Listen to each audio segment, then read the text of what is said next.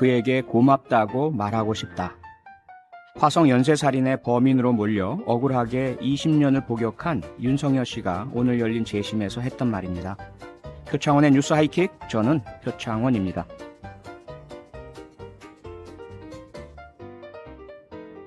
이춘재는 사건 발생 34년 만에 일반의 모습을 드러냈습니다.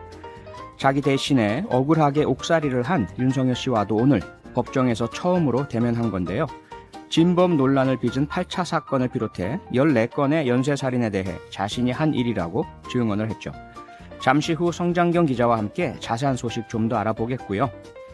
더불어민주당이 지난 주말 당원 투표를 통해 내년 서울 부산시장 재보선에 후보를 내기로 결정했죠. 잠시 후 국회 하이킥에서 짧고 굵은 30분 토론으로 민주당의 이번 결정에 대해 이야기 나눠보겠습니다.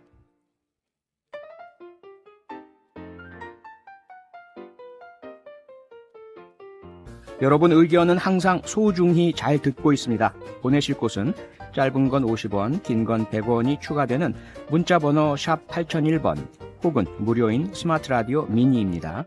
소개되는 분들에겐 당연히 선물도 보내드립니다. 자, 그럼 바로 성장경의 타임라인으로 갑니다.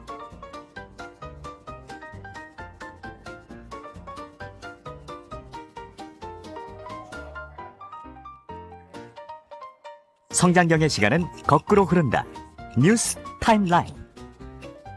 뉴스의 시간을 거슬러 올라가는 남자, MBC 보도국의 보배 성장경 기자입니다. 어서 오세요. 안녕하십니까? 네, 오늘 점심 혼밥 하시는 거 저한테 딱 걸리셨죠? 네, 두 분이 오셨다군요. 네, 제가 누구랑 갔는지 말씀하지 말아주시고요. 예. 보기 좋았습니다. 아, 그렇습니까? 고맙습니다. 징역 17년, 대법원에서 확정 판결을 받은 이명박 전 대통령, 오늘 오후에 서울 동부구치소에 다시 수감됐죠. 네, 이 전 대통령 오늘 오후 1시 46분쯤에 서울 논현동 집을 나서서 서울중앙지검으로 향했고요. 네. 2시쯤에 서울중앙지검에 도착해서 신원 확인 그리고 형집행 고지 등을 받고 형집행 절차를 밟았습니다. 그런 다음 바로 검찰이 제공한 승용차로 갈아타고 서울 동부구치소로 이동했습니다. 동부구치소 정문을 통과한 것은 오후 2시 40분쯤이었습니다. 네. 지난 2월 서울고법 항소심 재판부의 구속 집행정지로 풀려난 뒤에 251일 만에 재수감된 겁니다. 올해 나이가 70입니다. 이미 재판 도중에 구속 수감된 기간 1년을 빼면은 앞으로 16년간 더 수감돼 있어야 하니까 예. 17년이잖아요. 네. 만기 출소를 한다고 치면은 96살에 나오게 됩니다. 물론 사면이나 형 집행정지 또 가석방이 되지 않는다는 전제 하에서 그렇습니다. 86살이죠? 그런가요? 네. 아, 그렇죠. 예. 예. 아, 그러면 이 수감 생활 보호 올해 80세니까요. 올해 80이군요. 예, 예. 70이 아니고. 그렇습니다. 80살이고 이제 죄송합니다. 96살에 예. 석방되는. 예, 그렇습니다. 그렇습니다. 예, 수감 생활 어떤가요? 다른 재소자와 좀 차이가 있나요? 일단은 일반적인 재소자와 같은 절차를 거쳐서 입소를 하게 됐습니다. 일단 신체 검사를 받게 되고요. 흔히 머그샷이라고 부르죠. 네. 수용 기록부 사진을 찍습니다. 소지품은 영치를 하게 돼 있고요. 네. 누구나 하는 일반적인 절차입니다. 다만 수감된 다른 정직 대통령들의 전례대로 구치소 측에서 전담 교도관을 지정해서 수용 생활을 관리하게 된다고 합니다. 동부구치소는 앞서 이 전 대통령이 구속돼서 1년 정도 수감 생활을 했던 곳인데요. 이번에도 마찬가지로 12층에 있는 독거실을 배정받은 것으로 알려졌습니다. 다른 수용자들의 접근을 막기 위해서 차단 시설도 설치가 됩니다. 방 안에는 화장실을 포함해서 약 13제곱미터 크기고요. 한 4평 정도 되는 거죠. 네. 박근혜 전 대통령이 있는 서울구치소에 있는 독방보다는 약간 큽니다. 방에는 침구류와 거울, 텔레비전, 책상, 사물함 등이 비치되어 있습니다. 네.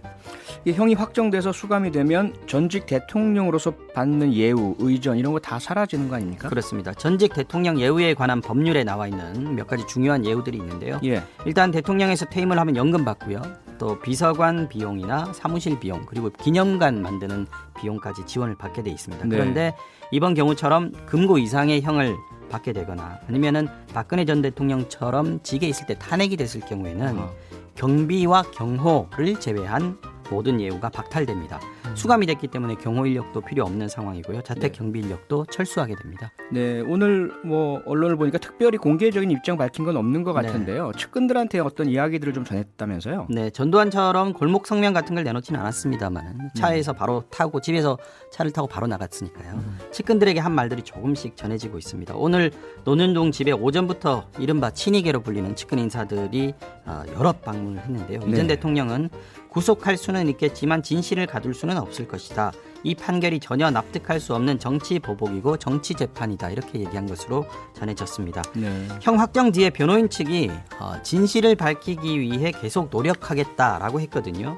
이 말이 그래서 재심을 요구할 수도 있지 않겠느냐 이런 관측도 나옵니다. 다만 재심은 증거가 위조됐다거나 또 허위인 게 명백히 밝혀졌거나 아니면은 새로운 무죄의 객관적인 증거가 나온 경우 등에 한해서 아주 예외적으로 인정을 하고 있고요. 그렇죠. 재심을 받아들일지 자체를 법원이 판단을 해야 하는데 지금 꽤 많은 기간을 거쳐서 지금 법원이 신중하게 판단하지 않았겠습니까? 예. 따라서 현실적으로 재심을 받아들일 가능성 자체가 낮은 것으로 법조계는 보고 있습니다. 네.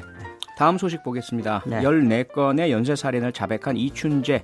오늘 법정에 섰는데 피고가 아니라 증인으로 섰죠. 네, 오늘 재판이 이른바 8차 사건의 재심 공판이었습니다. 아까 예. 말씀드린 대로 재심 말씀드렸지만 결정적인 증거가 변경됐을 때 또 새로운 증언이 나왔을 때 네. 재심을 받아들일 수 있는데 재심이 받아들여져서 지금 9번째 재판이 열리고 있는 건데요. 지난 88년에 13살 아이를 성폭행하고 살해한 사건의 진범을 가리기 위한 재심인데 앞서 범인으로 지목됐던 사람이 윤성여 씨, 네. 20년간 억울한 옥살이를 했는데 본인은 경찰의 강압 수사 때문에 허위 자백을 했다고 했고요. 그리고 결정적으로 이춘재가 내가 범인이다라고 자백을 했기 때문에 재심이 받아들여진 거죠. 오늘 9번째 공판에 이춘재가 바로 증인으로 나온 겁니다. 당시 유전자 진범을 가릴 수 있는 핵심적인 증거 아니겠습니까? 네. 이게 훼손됐기 때문에 검찰도 그렇고 변호인도 모두 이춘재를 증인으로 불러달라라고 요청을 했고 재판부가 필요하다라고 해서 오늘 출석을 하게 된 겁니다. 네. 본인의 자백으로 시작된 재심 사실상 뭐 피고가 이춘재 아니겠습니까? 그렇다고 뭐라고 좀 진술을 했습니까? 지금까지 화성과 청주 등에서 저지른 연쇄살인 모두 내가 한 게 맞다라고 네. 했고요. 범행을 자기는 숨긴 적이 없는데 용의선상에 안 올라서 이상하다고 생각했다라는 말도 했습니다. 그리고 재수사가 시작된다고 했을 때 이제 올 것이 왔구나라고 생각했다 이런 얘기도 했고요. 예. 재심 중인 8차 사건 역시 자신이 저지른 범행 맞다고 인정을 했습니다. 그러면서 사건 피해자들에게는 반성하고 있고 그런 마음에서 자백을 했다. 그리고 저와 관련된 모든 분들께 죄송하다. 유가족이 하루속히 마음의 안정을 찾길 바란다라고도 했습니다. 네. 근데 사실 많은 분들이 이춘재 지금의 얼굴 좀 보고 싶어 하셨을 텐데요. 네. 언론에 공개가 안 됐잖아요. 네, 법원이 법정 내부 촬영을 허락하지 않았습니다. 예. 피고인이 아니라 증인 신분이기 때문이라는 건데요.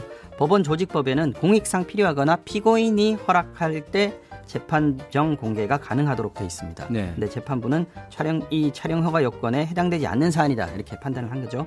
재판부는 대신에 높은 국민적 관심을 고려해서 다른 법정 한 곳에서도 방청객들이 들어가서 재판을 볼 수 있도록 법정 내 중계를 허용했습니다. 네. 네, 끝으로 정말 너무 안타깝고 좀 가슴이 아픈 소식인데요. 네. 오늘 오후에 충격적인 소식이 전해졌죠. 우리들에게 즐거움을 주던 개그우먼 박지선 씨 모친과 함께 숨진 채 발견됐다고 하는데요. 좀 간략하게 좀 소개해 주시죠. 네, 갑작스러운 소식이라 많이들 놀라셨을 겁니다. 저도 놀랐고요. 네. 경찰이 오늘 오후 1시 40분쯤 전화를 받지 않는다는 박 씨 아버지의 신고를 받고 함께 서울 마포구에 있는 집안으로 들어갔는데 두 사람이 안방에서 숨져 있는 걸 발견했다라고 밝혔습니다. 경찰은 외부에서 침입한 흔적은 없었고 유서도 발견되지 않았다고 덧붙였습니다. 경찰은 정확한 사망 경위를 조사 중이고요. 구체적인 사인 아직까지는 알 수 없다고 밝혔습니다. 박지선 씨는 2007년 KBS 공채 개그맨으로 데뷔해서 여러 방송에서 활발히 활동했습니다. 즐거움도 좋습니다만 따뜻한 이야기들도 많이 전해줬었죠. 안타깝습니다. 그러게요. 네. 너무 안타깝고 그러니까 우리가 보는 모습 말고도 많은 이면들이 사람들에게 있다. 다시 한번 새겨야 될 것 같고요. 네. 서로가 서로에게 조금 더 따뜻한 우리 사회가 좀 됐으면 좋겠습니다. 네, 명복을 빕니다. 네, 삼가 고인의 명복을 빕니다. MBC 보도국의 성장경 기자였습니다. 내일 또 와주실 거죠? 네, 내일 뵙겠습니다. 네, 고맙습니다. 고맙습니다. 네. 여러분은 지금 표창원의 뉴스 하이킥과 함께하고 계십니다. 이어지는 코너도 기대해 주세요.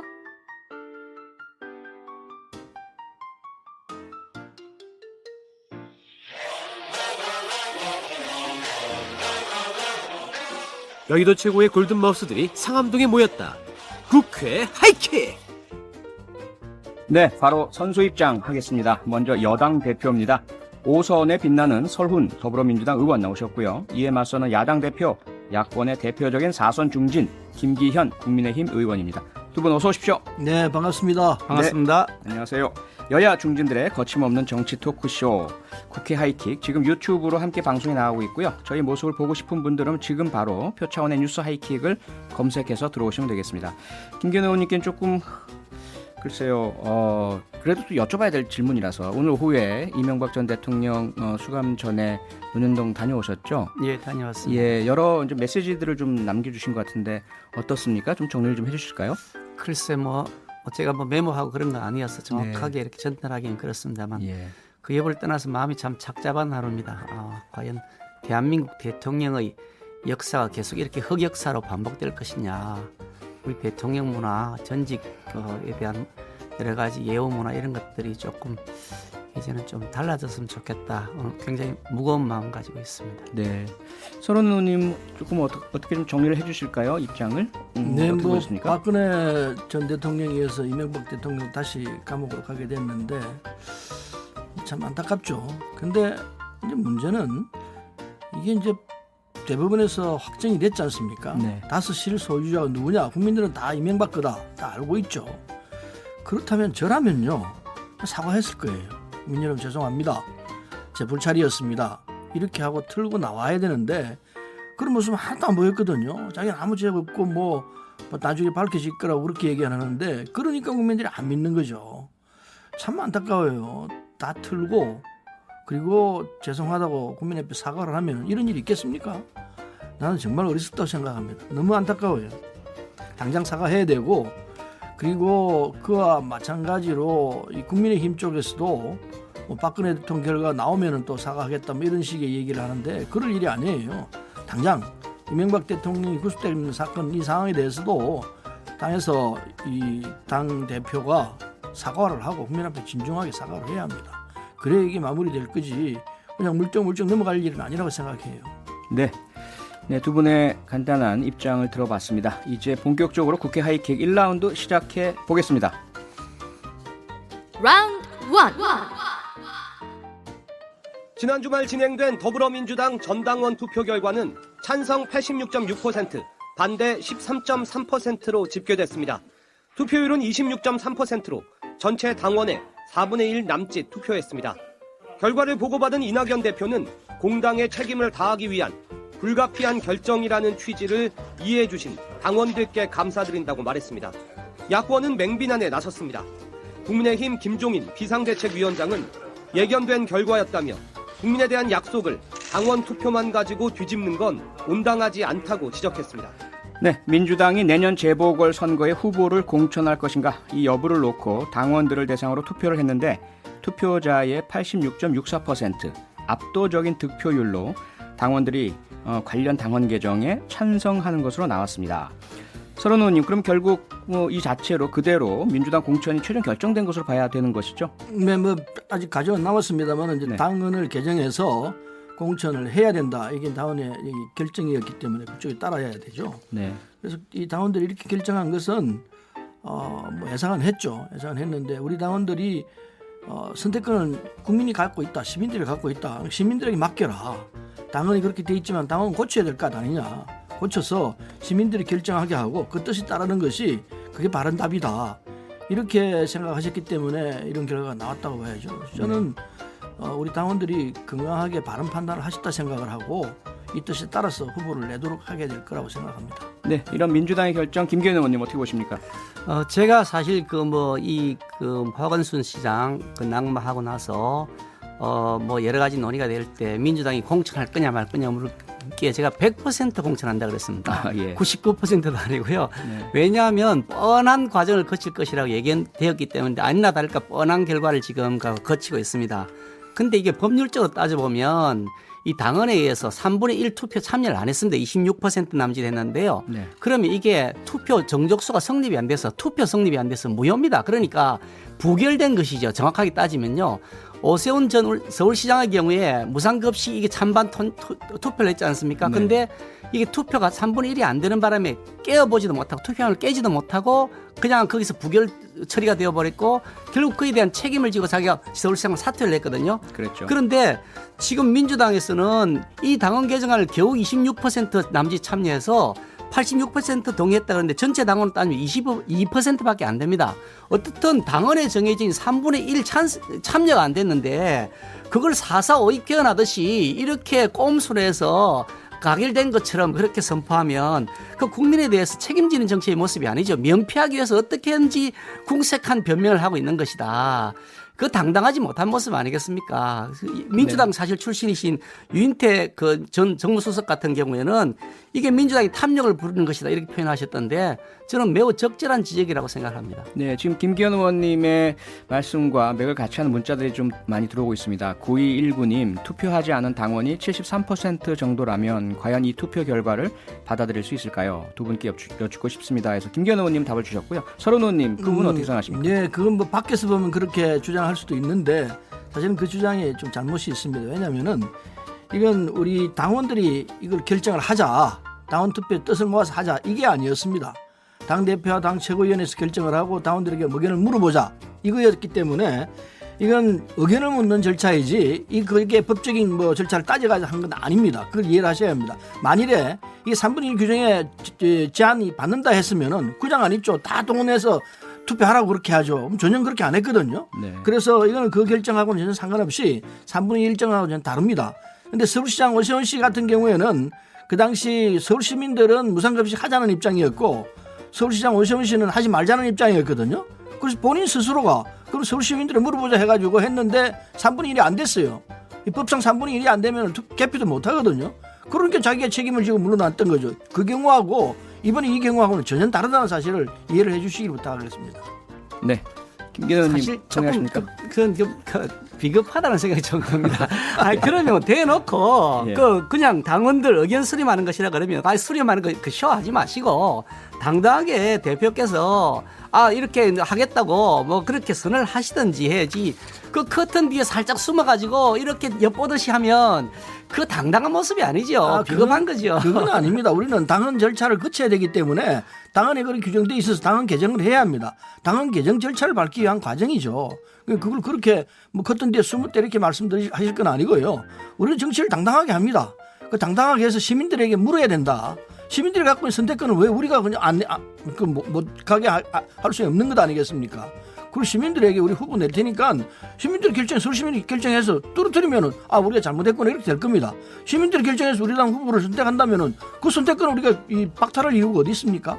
그래서 후보를 내는 것이 말씀하시면 후보를 내는 것이 정당한 거라 생각합니다. 그렇게 말씀하신다면 문재인 그 당시 대표시죠. 문재인 대표께서 국민들에게 중대한 사고로 해서 고리가 되면 우리가 후보를 내지 않겠다라고 약속하셨는데 그러면 그때 약속을 시민들의 뜻을 물어서 내지 않겠습니다 이렇게 말씀하셔야지 무조건 안 내겠다고 약속을 하시고 그걸 가지고서 온 동네 다니면서 선전을 하셨단 말이죠. 그래놓고 5년 사이에 한 번도 실천해보지도 안 하고 이제는 궁색한 변명을 하시는데 차라리 솔직하게 이거 막 후보를 안 내면 어떡하겠습니까? 우리 후보 내서 어떻게 해야 되겠습니다. 뭐 이렇게 말씀하시는 것이 국민들 보기에 합당한 것이지 조금 당당하지 못하지 않습니까? 뭐 여러 가지 우리가 반성하고 이런 부분이 있습니다. 그래서 이 공직자 검증위원회도 만들고 후속 직전을 할 겁니다. 그리고 이 젠더 신고센터도 만들고 해서 이 서울시장의 상황 이후로 우리가 반성하고 우리 고쳐야 할 점들은 보완하고 있기 때문에 너무 걱정 안 하셔도 됩니다. 서울 시민의 어떻게 선택하는지를 보고 판단하는 게 좋지 않겠나 생각합니다. 네, 서울 시민의 선택권을 빼앗는 것은 옳은 방법은 아닐 거라 생각합니다. 네, 다른 방향의 문자들도 많이 들어오고 계셔서요. 하나 또 소개해드리면 비록 당헌 당규상의 차이는 있겠지만 이 박한웅님의 문자입니다. 범죄에 연루된 공직자의 자리에 후보를 못 내세운다면 국민의힘 역시 최소한 2번은 대통령 후보 내지 말아야 하는 건가요? 이러한 여러 번 이런 이제 비판과 지적이 있었죠. 김계노 의원님 어떻게 답하시겠습니까? 이 부분은 약속에 관한 문제입니다. 국민들과 약속에 관한 문제고요. 네. 저희 당에서 그런 경우에 대통령 후보 내지 않겠다고 당헌을 정한 적도 없고 약속을 한 바도 없습니다. 법률 사항이 아니고 당헌의 사항이고 그 당헌은 국민과의 약속의 사항이란 말이죠. 네. 민주당에서는 그걸 국민에게 약속을 하셨습니다. 그리고 당헌에다가 명시하셨고 문재인 대표께서 그걸 가지고서 선거운동 하실 때 열심히 그걸 가지고서 아주 사용하셨단 말이죠. 그래 놔놓고 그 약속을 지키는 것에 관한 문제죠. 이런 약속을 국민과 약속을 그냥 위반하는 데 있어서 당당하지 못하게 뒤에 숨어가지고 살짝 이렇게 엿보듯이 하면 그거 공당 특히 여당의 그 대표께서 그거 처신이 올바르지 못하다는 말씀을 드리는 거지요. 네. 특히 제가 말씀드리고 싶은 것은 이건데요. 이런 찬반 논란들이 있을 수 있는 사안에 민주당 내에서 건전한 비판이 없습니다. 민주당 내에서 이 문제를 이렇게 하면 안 된다고 말씀하는 분이 없이 당에서 정하면 무조건 다 따라간다라는 방식으로 이렇게 일률적으로 가니 이게 과연 민주주의가 당내에 있는 것이냐. 그냥 무조건 뭐 지도부가 결정하면 다 될 것 같으면 이래가지고서 어떻게 당내 민주주의도 안 되는 그런 정당에서 대한민국 민주주의를 하겠다는 것이냐 의문을 제기하지 않을 수가 없죠. 네, 서른윤 의원님께는 이 질문 좀 드려볼게요. 역시 이제 청취자 여러분들이 보내주신 내용인데요. 오늘 안철수 후보 역시 선거 비용에 대한 얘기를 했는데 선거 비용이 총 838억 원이 들어간다. 민주당이 나라 이렇게 이제 얘기를 했죠. 청취자분들은요. 2173님 귀책이 있는 민주당에서 선거 비용 조금이라도 더 내야 하는 건가요? 이 부분은 어떻게 생각하십니까? 그 일리가 있는 말이라 생각합니다. 네. 그래서 그 부분은 좀 더 여야 간에 논의를 해야 될 사항이라고 보고요. 네. 기책이 있다고 생각한다면 대통령 선거 기책은 없습니까? 있다고 보거든요. 그래서 그런 부분 등등은 우리가 한 당의 당원이 아니라 네. 법으로 향후 선거를 위해서 향후 네. 법으로 정할 문제라고 생각하기 때문에 여야가 예. 합의해서 이 결정을 해야 할 거 아닌가 생각합니다. 네. 대통령 선거를 따지면요. 박근혜 대통령이 물러나고 난 뒤에 보궐선거를 했는데 그 비용은 어마어마하죠. 그렇게 따지면은 뭐 야당 쪽도 할 말이 있겠나 싶은 생각이 듭니다. 네, 뭐 민주당 당원 당규 개정 문제는 이 정도로 하고요. 결과에 또 문제가 있는데요. 이낙연 민주당 대표가 피해 여성에 대해서 거듭 사과를 하면서 철저한 검증, 공정 경선 등으로 가장 도덕적이고 유능한 후보를 찾아서 유권자 앞에 세울 것이다 이렇게 밝혔는데요. 가장 도덕적이고 유능한 후보 서른호님 가능하겠습니까? 우리 당을 지지하는 서울 시민들, 우리 당원들이 결정이 건강하리라 생각합니다. 네. A, B, C, D 있는 사람들 중에서 그중에서 저 사람이 가장 이 상황에 맞는 사람이다. 이런 판단을 할 것이라 생각하기 때문에 우리 당원을 믿습니다. 한두 사람이 아니고 아주 건강한 우리 당원들의 이 결정을 존중할 것이기 때문에 그 결정 자체가 신뢰할 수 있는 사람으로 선택할 거라 봅니다. 네, 김계노 의원님 민주당에서 가장 도덕적이고 유능한 후보 공천 가능하다고 생각하십니까? 원래 뭐 당헌 당규하고 아무 상관없이 가장 도덕적이고 유능한 후보를 내야 되는 건 당연한 책무죠. 그러니까 이 그 박원순 오거돈 사태처럼 이렇게 해서 낙마했다고 해가지고 그 도덕적인 후보를 내야 되는 것이 아니고 너무나 당연한 책무인데 그 책무를 민주당이 어겼다 이게 문제입니다. 그러니까 박원순 오거돈 이분들 후보로 내놓을 때 도덕적이고 유능한 후보라고 해서 내세운 것이지 비도덕적이라 내세운 게 아니잖아요. 근데 결과적으로 보니까 매우 비도덕적이다라고 하는 것이 밝혀졌고 안희정 지사 같은 경우도 사실은 그런 케이스에 해당되지 않습니까?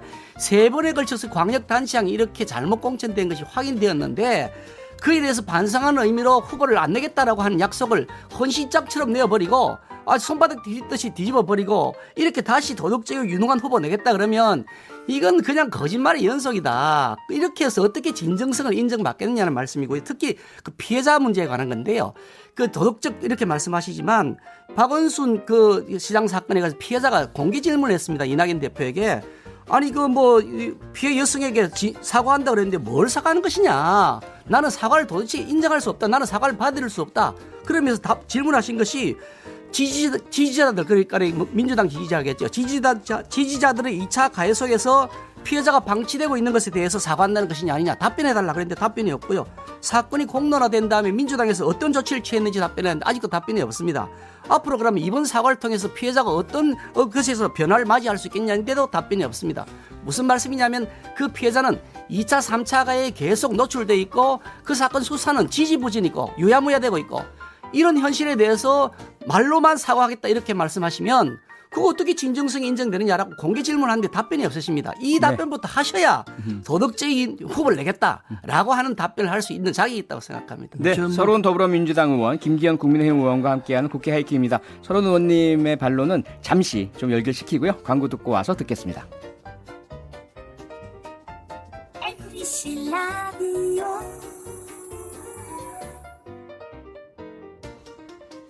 네, 우선 민주당에서 박원순 전 서울시장 성추행 피해자를 위한 보호라든지 진정한 사과를 먼저 해야 도덕적이고 유능한 후보 공천의 진정성을 찾을 수 있다라는 김기현 의원님의 말씀 들었고요. 서른 의원님의 반론 간단히 듣고 다음으로 넘어가겠습니다.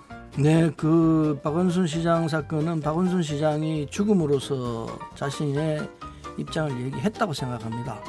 그래서 그 부분에 대해서 2차 피해, 3차 피해 이 얘기를 하는 부분은 오히려 상황을 더 안 좋게 할 수 있다는 생각이 들어서 이것으로 정리를 하는 것이 맞지, 또 이 문제를 가지고 또 얘기하면 본인 피해자에게 오히려 이 피해를 입히는 결과가 될 것 아닌가 이런 생각이 듭니다. 박원순 시장이 죽음으로써 마감을 했기 때문에 그거로서 정리를 하는 것이 도리일 거라 생각하고, 누구도 2차 피해, 3차 피해 할 가능성은 전혀 없다는 얘기, 그리고 우리 당에서는 여기에 대해서 진중하게 사과했다는 사실도 기억하시길 부탁합니다. 네, 월요일 코너 국회 하이킥, 여야를 대표하는 중진 의원 두 분, 김기현 국민의힘 의원, 서른 더불어민주당 의원과 함께하고 있습니다. 이제 두 번째 하이킥 대결을 해볼까요? 가겠습니다. 라운드 2. 집단 반발의 포문을 연 건 검찰 내부망에 글을 올린 이환우 제주지검 검사였습니다. 이 검사는 검찰개혁은 실패했다는 제목의 글에서 추미애 법무장관을 겨냥해 목적과 속내를 감추지 않은 채 인사권, 지휘권, 감찰권이 남발되고 있다고 느낀다고 썼습니다. 이 같은 일선 평검사의 주장에 전현직 법무장관이 가세하면서 논쟁은 달아올랐습니다. 조국 전 법무부 장관은 자신의 SNS에 이환우 검사의 과거 권한 남용 의혹을 다룬 기사를 올렸고, 이 기사를 추 장관이 SNS로 공유하면서 좋습니다, 이렇게 커밍아웃 해주시면 개혁만이 답입니다라는 글을 덧붙인 게 사태에 기름을 부은 격이 됐습니다. 검찰 내부망에는 180명 넘는 검사들이 나도 커밍아웃 하겠다는 글을 올리고 댓글을 달았습니다. 네, 검찰에서 난데없이 커밍아웃 바람이 불고 있죠. 사실 이 커밍아웃이라는 용어는 성소수자나 차별 피해를 당하는 피해자들이 위험이나 불이익을 무릅쓰고 정체성을 드러나는 것을 말하는데요. 그래서 적절치 않다는 비판이 계속 일고 있습니다. 그 문제는 변론으로 치고요. 추미애 법무부 장관이 수사지휘권과 감찰권을 남발한다고 비판하는 것에 공개적으로 동의한다. 이러한 검사들이 계속 나오고 있다라는 것이죠. 왜 적지 않은 검사들이 추미애 장관의 행보에 대해서 반발하는 모습을 보이는 것인지 김기현 의원님 어떻게 생각하십니까? 이 사태가 검찰에서 소위 잘 나가는 사람들을 중심으로 해서 일어나는 것이 아닙니다. 그리고 형사부, 공판부 이런 흔히 말하는 검찰에서 이렇게 특수부나 공안부 이런 형태가 아닌 비교적 좀 이렇게 그 한직 부서라고, 한직이라고 하긴 그렇습니다만은 비인기 부서, 네. 이쪽에 있는 검사들을 중심으로 해서 그것도 말단 검사까지 그렇게 이게 함께 하고 있는데요. 이 부분은 굉장히 중요한 부분입니다. 이 현재의 정권이 검찰 개혁을 하겠다 그러면서 형사부, 공판부를 강화해서 그쪽을 우대하겠다 그러는데 거꾸로 그분들이 이 개혁이라고 하는 것이 엉터리다, 잘못됐다, 거꾸로 가고 있다라고 지적하고 있는 것이거든요. 그러니까 민주당에서 지금 하고 있는 그 방향이 완전히 속내가 전혀 다른 것이다 하고 있는 것이 확인되었기 때문에 이분들이 반발하고 있는 것이라고 보는데요. 저는 추미애 장관의 이런 여러 가지 행태들을 보면 검사를 졸개로 보고 있는 것 같다. 그런데 검사는 법무부 장관의 부하 직원도 아니고 쫄개도 아닙니다. 독립된 검찰, 준사법 경찰 사법기관이고요. 다만 직무상 필요한 지시를 장관이 할 수는 있지만 그것도 장관이 직접 못하고 검찰총장을 통해서만 할 수 있도록 그렇게 법을 정해놓은 이유는 검사는 그냥 쫄개가 아니라는 뜻입니다. 그런데 까라면 까라 이런 식으로 그냥 공격하라면 공격하고 덮으라면 덮어라 이런 식으로 지시를 하는 것처럼 확인되고 현장에서 느껴지니까 이 검사, 평검사들이 발칵 뒤집어진 거죠. 아니, 이 검사가 그러면 정치 편향적으로 이 장관이라는 사람은 대통령이 참모 아닙니까? 장관의 지휘하에서 장관이 까라면 까고 덮으라면 덮고 그래야 되는 직책이냐? 그게 아니다라고 하는 것이고, 검찰청법에 7조에 보면 이 정당성이 없는 경우에 대해서는 다른 의견을 제시하고 이의를 제기할 수 있도록 법에 명시되어 있습니다. 그리고 검찰청 공무원 행동 강력 4조에도 보면 이 부당한 지시에 대해서는 그에 대해서 따르지 않을 그런 권한도 주어져 놨습니다.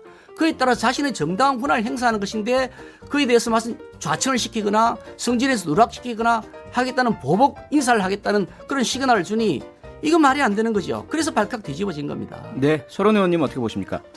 검찰 개혁을 하자고 하는 것은 오래된 이야기고 야당에서도 개혁해야 한다고 하고 있는 겁니다. 왜 그러느냐? 과거의 근위주의 정권 당시에 검찰은 권력의 신여였습니다. 자기 스스로도 신여라고 그랬습니다. 청와대 민정수석에 딱 한마디 있으면 다 알아서 했습니다. 그게 검찰의 민낯이었습니다. 그게 지금 내려오고 있는 셈이라고 보고 있습니다. 검찰이 한 2,000명 됩니다. 그중에 한 180명이 이 소위 커밍아웃을 했다는데 커밍아웃 참 웃기는 이야기입니다. 이게 대해서 지금 오늘 3시까지 33만 2천 명이 검찰들 다 사표 받아라 그러고 있습니다. 커밍아웃 하는 검찰들 사표 받아라 그러고 있습니다. 왜 그러느냐? 검찰 개혁이 이게 국민의 여망이고 오래된 우리 국민들이 바람인데 이걸 정면에서 거부하고 있는 거거든요. 특검 검찰, 정치 검찰이 나서가지고 추미애 장관이 검찰 개혁을 하려고 하고 있는데 그에 철저히 저항하고 있는 사람들이다. 한 180명 되는 모양인데 그 다 잘라가지고 검찰 진정한 개혁을 하라. 이게 국민이 상당히 많은 국민들이 지금 이걸 바라고 있는 바입니다. 그래서 아주 좋은 표현입니다. 저는 지금 그걸 검찰 개혁의 시작은 커밍아웃하는 검사들의 사표를 받는 일부터 시작입니다. 이렇게 이 청원을 올리고 있는 셈입니다. 저는요 우리 사회가 민주사회로 지금 가고 있습니다. 와 있다고 생각합니다. 과거에는 검찰들이 그냥 마음대로 했습니다. 마음대로 하지 말자는 것이 이 정부가 갖고 있는 기본 표입니다. 그래서 검찰을 개혁해서 제대로 된 검찰로 가자. 이걸 하려고 그러는데 그럼 검찰이 힘을 빼야 합니다. 특권을 없애야 합니다. 근데 지금 180명이 어떤 입장인지 모르지만 국민 일반이 볼 때는 지 특권을 지키기 위해 지금 저렇게 하고 있다. 이런 이 정권에 대한 항명이라고 보고 있습니다. 따라서 이번에 커밍아웃 하겠다는 이 검사들에 대해서는 국민들이 잘라라, 사표 받아라. 이게 국민들의 이 소리라고 생각하기 때문에 검찰들이 정말 이번에는 정말 이 잘못에 대해서 반성하고 나야 할 일이라 생각합니다. 검찰이 반성한 게 뭐가 있습니까? 하나도 반성하지 않습니까? 아마 180년들은 거의 대부분들 다 자기의 과거 비리들이 있을 거예요. 저는 그렇게 봅니다. 검찰 개혁에 대한 저항이다. 그래서 국민 30만 명 이상이 사표 받으라고 촉구하는데 서명을 했다. 여기 대해서 김기현 의원님 어떻게 보십니까? 이게 뭐 청원에 30만 명 했다는데 뭐 100만 명이 될 수도 있겠죠. 그런데 이 청원이라고 하는 청와대 청원이라는 것에 계속해서 지금 뭐 민주당의 아주 극렬 지지 세력들일 것 같아 보이는데요. 이분들 몰려다니면서 이렇게 투표하는 것에 대해서 만약에 계속해서 민주당이 끌려다니면 제대로 된 정당 역할을 못할 것이라는 말씀을 저는 분명히 드리는데요. 청와대에서 조국 법무부 장관 후보를 반드시 장관으로 임명해달라고 청원을 했을 때 75만 7천 명이 거기에 참여를 했습니다. 근데 조국 장관 제대로 된 장관이 아니다. 잘못되었다. 그리고 정권에서도 인정해서 내쫓았지 않습니까? 이만큼 이런 이 소수에 의해서 과잉 대표되는 것 몇몇 아주 극렬한 분들이 계시죠. 그게 끌려다니면 결국은 어느 정당인지 그 정당은 망할 수밖에 없는 겁니다. 건전한 국민들의 목소리를 들어야죠. 그런데 계속해서 지금 민주당은 그 숫자 가지고서 이렇게 노름하시는 것 같은데 그러다가 나중에 어떤 화를 당할지 한번 냉정하게 돌아보셔야 될 때가 되었다고 봅니다. 네, 조국 장관의 부분은 아직 끝이 나지 않았습니다. 법원이 지금 판정하고 있는 과정이기 때문에 그 결과를 봐야 할 부분이고 윤석열 검찰이 조국 장관을 어떻게 수사했습니까? 그 가족은 본인은 물론 그 부인, 가족 그리고 처가, 친가 그냥 이잡듯이 했습니다. 그렇게 하기로 해서 제대로 한다면은 나경원 전 의원 어떻게 합니까? 그리고 윤석열 장관 자기 자신이 처해 있는 조건, 처가, 장모 이 부분 어떻게 하고 있습니까? 그래서 지금 감찰에 들어간 것 아닙니까? 앞을 내다보면서 얘기를 해야죠. 과거에 윤석열 총장이 어떻게 했는지 쳐다보면 비교하면 그 답이 번박 나오는 거 아니겠습니까? 국민들이 다 보고 있는데요. 그거 아니라고 얘기하면 어떻게 얘기가 되겠습니까?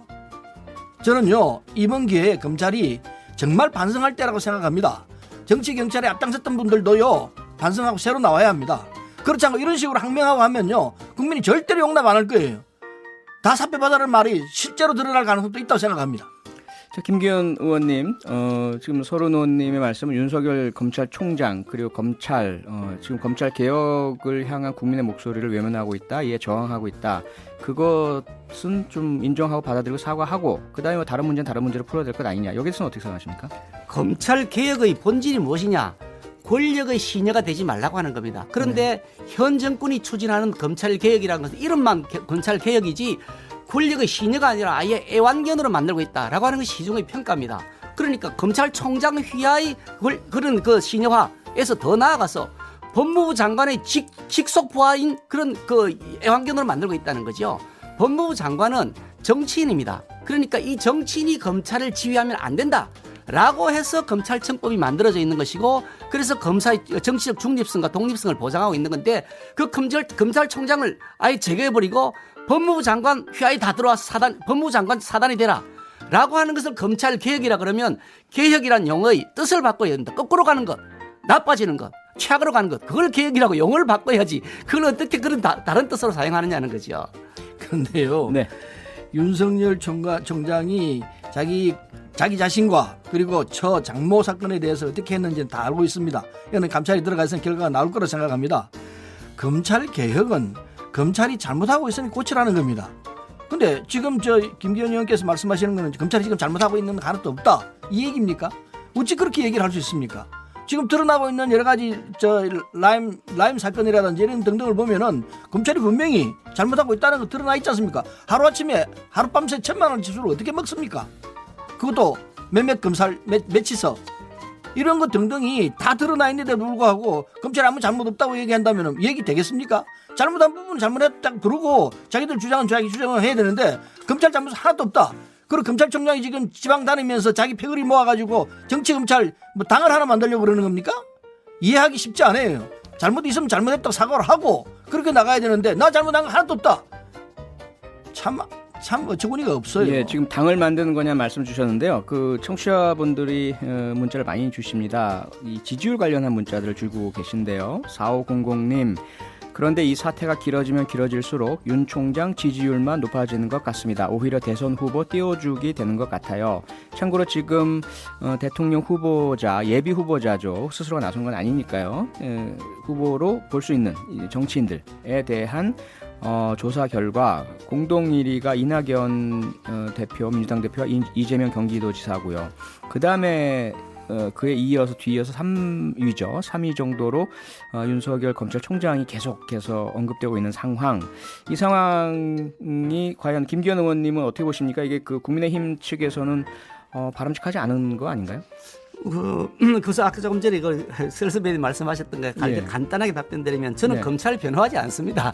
저는 검찰을 변호하는 것이 아니라 추미애 장관이 잘못하고 있다고 지적을 하는 것이고요. 네. 아까 라임 사태 술값 1,000만 원 그러셨는데 그 김봉현이라는 사람이 했던 말인데, 김봉현이라는 사람이 자기 보석해달라고, 보석해서 석방시켜달라고 지금 요청하고 있다고, 그러니까 딜을 하고 있다고 하는 여러 가지 정황들이 명확하게 드러나고 있다, 저는 그렇게 판단하고 있는데, 이런 딜한 천하의 사기꾼인 사람을 가지고 어떻게 그 말을 믿고서 그렇게 인정한다 이렇게 단정해 지으신지 그 말씀을 제가 드리지 않을 수가 없고요. 지지율 관련 말씀을 드리면 이렇습니다. 저희들은 당의 의견이 있는 것은 아닙니다만, 저는 개인적으로 현직 검찰총장이 그 자리를 그만두자마자 바로 정치에 들어오는 것, 그거는 바람직하지 않다. 네. 상당 기간 인터벌이 필요하다. 저는 그렇게 판단을 하고 있는데, 어떻든 이 윤석열 총장에 대한 지지도가 갑자기 훌쩍 뛰었다고 하는 것은 그만큼 국민들이 추미애 장관이 잘못하고 있다, 검찰 개혁이 아니라 검찰의 애완견화를 계속해서 하고 있다는 것을 판정하고 있는 것이라 생각하는데요. 오늘 일간신문에 나온 그 여론조사를 보니까 윤석열의 임기를 보장하라는 것이 58%라고 나왔다 그러고요. 그리고 윤석열이 사퇴해야 된다는 것이 33.8%, 24%포인트나 윤석열의 임기를 보장해야 된다고 하는 것이 더 많이 나왔다는 거죠. 이게 10월 31날 1,000명을 대상으로 한 것이라는데요. 이처럼 이미 국민들이 추미애 장관이 잘못했다, 그러니까 이거는 검찰 개혁이 아니고 검찰의 신여가 더 가속화되는 것이니까 거꾸로 돌려야 된다라고 판단하고 있는 것이라서 이미 판정석이 다 났습니다. 게임이 다 끝난 거죠. 그런데 그걸 자꾸 죽은 자식을 자꾸 살리려고 그렇게 하면 더 꼬이게 될 것이다. 지지율에서 더 큰 편차를 보이게 될 것이다. 저는 그렇게 판단합니다. 네, 서른 의원님, 대통령 후보 그 지지율 조사에서 윤석열 검찰총장이 3위를 유지하고 있다. 그리고 그 윤석열 총장의 임기를 보장하라는 그런 응답자가 과반이다. 이런 부분들이 결국은 윤석열 총장이 옳고 추미애 장관이 틀렸다라는 그 여론이다라는 김기현 의원님의 주장에 대해서 짧게 반론 주시고 저희가 마무리 지어야 될 시간인 것 같습니다. 네, 뭐 윤석열 총장이 지금 몇 프로 차지하는지 뭐 관심이 없습니다만은 대권 후보로 야당 대표에서 나온다면 아마 그건 우리를 도와주는 걸 겁니다. 나오기를 기대합니다. 그런데요, 지금 윤석열 총장이 임기를 채워야 한다. 그럼 법적으로 그렇게 되어 있습니다. 그러나 제가 볼 때는요, 윤석열 총장은 해임돼야 될 이유가 너무 많습니다. 따라서 보통 상황이었으면요, 제대로 된 그 국민들이 있으면 절대로 용납 안 할 거예요. 우리 대통령께서 임기를 채워주기 위해서 아주 무던히 참고 계신 걸로 알고 있습니다. 저는요, 이 상황에서는 해임시켜야 하는 것이 맞다고 봅니다. 그래서 해임될 사유는 너무너무 많기 때문에 더 이상 이야기할 필요는 없고요. 해임해서 전국을 정리하는 것이 바르게 전국을 이끌어가는 길이 아닌가 생각을 합니다. 네, 조금 전 김기현 의원님이 언급하신 윤석열 총장 임기에 관한 여론조사는 다음과 같습니다. 저희가 수치가 나오면 조사 방법을 밝혀야 합니다. 방송에서는요. 그래서 알려드리면 문화일보가 엠브레인에 의뢰해 10월 30에서 31일 전국 만 18살 이상 남녀 1000명을 대상으로 전화 면접 진행한 조사 결과였습니다. 95% 신뢰 수준의 표본오차 플러스 마이너스 3.1%포인트였다는 거 말씀을 드리고요. 심창현님 그 문자로 마무리하겠습니다. 국민은 힘들고 아픕니다. 두 분 앞으로 민생에도 더욱 힘써주시면 감사하겠습니다. 오늘 국회 하이킥은 여기까지 하겠습니다. 두 분 오늘 고생 많으셨습니다. 고맙습니다. 네, 감사합니다. 광고 듣고 왔습니다. 표창원의 뉴스 하이킥 함께하고 계시고요. 872 하나님, 표디 솔직히 국회보단 여기가 훨씬 어울리시는 것 같아요. 국회 하이킥 듣다 보니 새삼 다행이란 생각이 듭니다. 크크 찐팬 1은 이렇게 주셨는데요. 응원해 주셔서 고맙습니다. 저랑 같이 10년 개근 브론즈 마우스까지 쭉 가주시는 걸로요.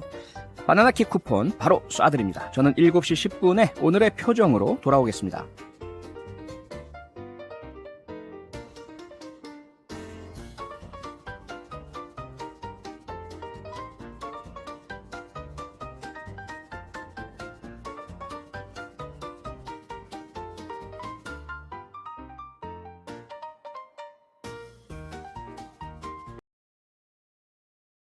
는 언제나처럼 다정하게 웃으며 손을 잡고 무릎에 종이봉지를 얹어주었다.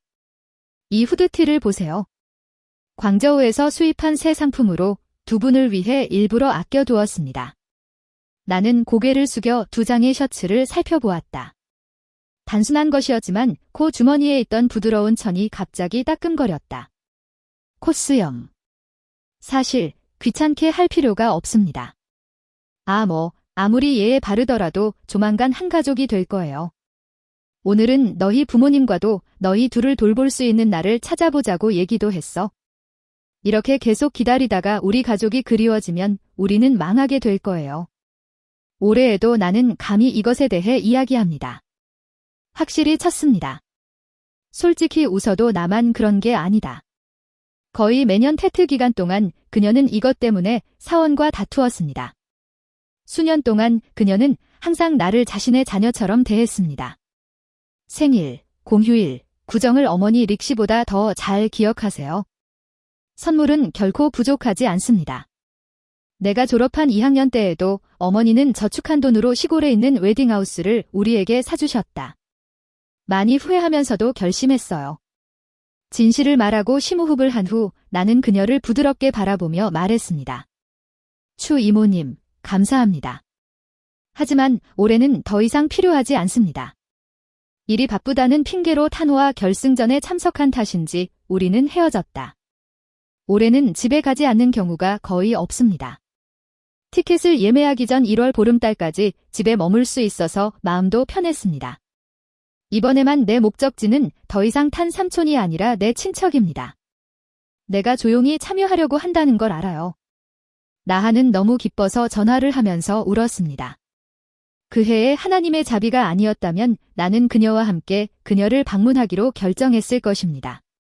그러다가 내가 사임했다는 사실을 알았을 때 그녀는 그것에 대해 이야기하는 것을 중단했습니다. 다음 달 말까지만 포지션을 유지할 수 있습니다. 그녀는 당신이 그 지점에 기꺼이 도달하려는 한 당신이 휴식을 마.